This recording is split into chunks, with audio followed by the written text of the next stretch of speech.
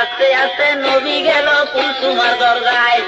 কুলসুমার দরজায় যখন গেলেন মস্ত পায়, আন্দরে তাকিয়া নজর করলো কুলসুমায়। 70 তালের জুব্বায় একটা গায়ে দিয়া বাবায়, আইলো বুঝি আমার বাবায় আমার দরজায়। বাবে বুঝলাম আমার বাবার লজ্জা শরম নাই, আমার যে দিছে বিয়া ধনী জামাই চাই। সিরা জামা গায়ে দিয়া আইলো দরজায়, লোকজনে দেখিলে আমার ইজ্জত বাঁচত নাই।